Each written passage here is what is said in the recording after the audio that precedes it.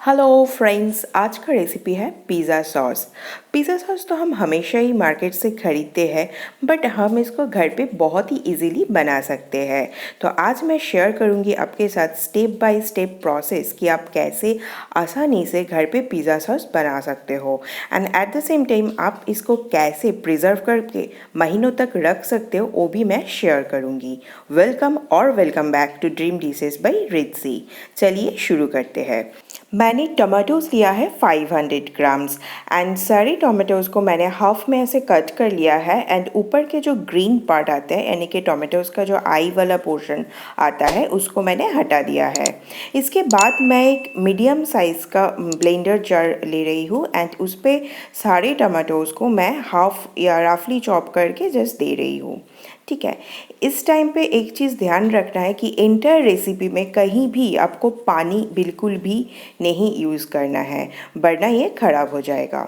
तो सारे टमाटोज़ को मैंने दे दिया है एंड इसके बाद मैं इस पर दूंगी लहसुन एंड अदरक। तो लहसुन मैंने लिया है 8 से 9 कलियाँ एंड इसके बाद मैं दे रही हूँ अदरक। ये 1 इंच साइज़ का है, मैंने इसको रफली चॉप करके दे दिया। बट अगर आप लहसुन नहीं खाते हो तो आप इसको स्किप कर सकते हो। इसके बाद हम इसको बहुत अच्छी तरह से ब्लेंड करेंगे। तो स्मूथली ब्लेंड करने के बाद मैं आपको दिखाती हूँ कि इसका टेक्सचर कैसा आया है।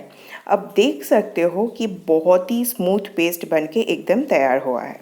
तो इसके बाद मैंने एक कढ़ाई लिया है एंड इसको मीडियम फ्लेम पे मैंने रखा है एंड इस पे मैं ऑयल ऐड कर रही हूँ 1 टेबलस्पून। ये ऑयल को हम थोड़ा सा गर्म करेंगे, बहुत ज़्यादा गर्म नहीं करना है। तो जब ये मीडियम हॉट हो जाए उस टाइम पे मैं एक मीडियम साइज़ की प्याज को चॉप करके ऐड करूँगी। बहुत छोटा छोटा चॉप आपको करना है एंड इसके बाद हम इसको फ्राई करेंगे, बट बहुत ज़्यादा फ्राई नहीं करना है। जस्ट प्याज जब तक थोड़ा सा ट्रांसपेरेंट सा हो जाए तब तक ही फ्राई करना है। हम इसको गोल्डन या गोल्डन ब्राउन ऐसा कुछ नहीं बनाएंगे, जस्ट थोड़ा सा ही फ्राई करेंगे। तो आप देख सकते हो धीरे धीरे प्याज ट्रांसपेरेंट सा दिखने लगा है। तो बस इतना ही हम इसको फ्राई करेंगे एंड इसके बाद हम इस पे दे देंगे जो हमने टमाटो का वो प्यूरे बना के तैयार किया था, जो पेस्ट बनाया था वही। ठीक है, एंड इस टाइम पे भी पानी आपको बिल्कुल भी नहीं देना है, मिक्सी पे या कढ़ाई पे कहीं पे भी। ठीक है, तो इसके बाद मैं ये सारी चीज़ों को बहुत अच्छी तरह से मिक्स कर लूँगी एंड इसको लो टू मीडियम फ्लेम पे मैं चलाते जाऊंगी। तो इसको चलाना है तब तक जब तक ये पूरा पानी एकदम नहीं सूख जाता, यानी कि टमाटो का जो पानी है वो कम्प्लीटली सूख जाएगा एंड धीरे धीरे जो रॉ स्मेल होता है ना, क्योंकि हमने लहसुन एंड जिंजर यूज़ किया है यानी कि अदरक यूज़ किया है, तो इसका जो रॉ स्मेल है ये भी चला जाएगा। तो आप देख सकते हो करीबन 15 to 20 मिनट्स के बाद कम्प्लीटली पानी चला गया है, जो टमाटोज़ का पानी था, एंड कच्चा स्मेल भी एकदम ही चला गया है। तो इस टाइम पे मैं इस पे ऐड कर रही हूँ टमाटो केचप। आप अगर चाहो तो टमाटो सॉस भी दे सकते हो। ये मैंने लिया है 1/4 कप। तो इसको मैंने बहुत अच्छी तरह से मिला लिया है। इसके बाद देना है नमक एज़ पर योर टेस्ट, स्वाद अनुसार नमक, एंड उसके साथ मैं यहाँ पे ऐड कर रही हूँ 1 टीस्पून शुगर यानी कि शक्कर या चीनी। एंड देन मैं इस पे दे रही हूँ 1 teaspoon Kashmiri red chilli powder, क्योंकि बहुत ज़्यादा तीखा हम नहीं बनाना चाहते हैं तो इसीलिए मैंने दिया है एंड इससे कलर भी बहुत अच्छा आता है।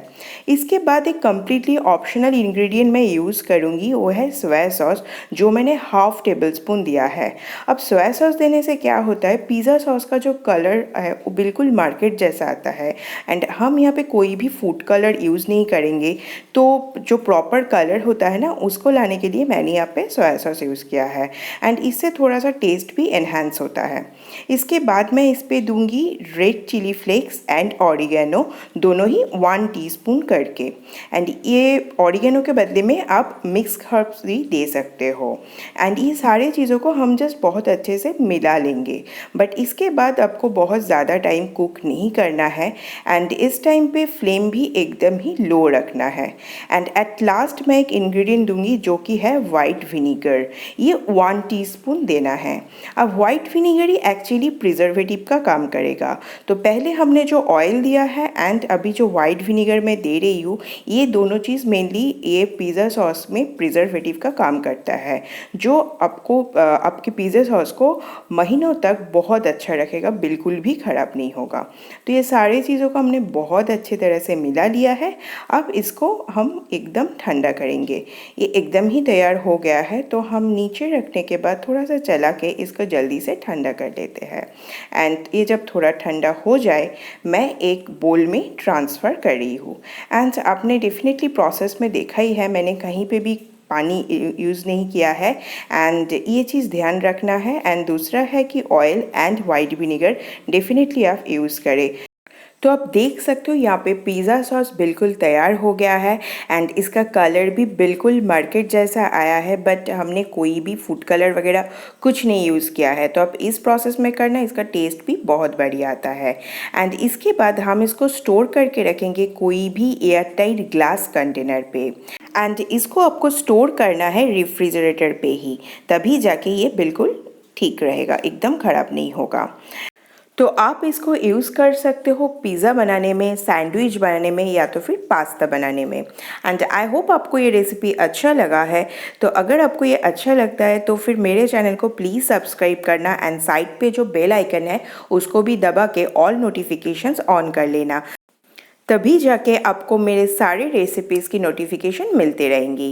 एंड अगर आपको कोई और भी रेसिपी देखना है तो आप मुझे कमेंट करके बोल सकते हो, मैं कोशिश करूँगी जल्द से जल्द वो रेसिपी दिखाने की। तो आई होप आपको अच्छा लगा है। तो फिर मिलते हैं with some delicious recipe. Thank you so much my lovely foodies for watching this and love you all. आप मुझे फेसबुक एंड इंस्टाग्राम पे भी फॉलो कर सकते हो। And thank you for your support. फिर मिलते हैं, तब तक के लिए stay safe, take care, bye bye.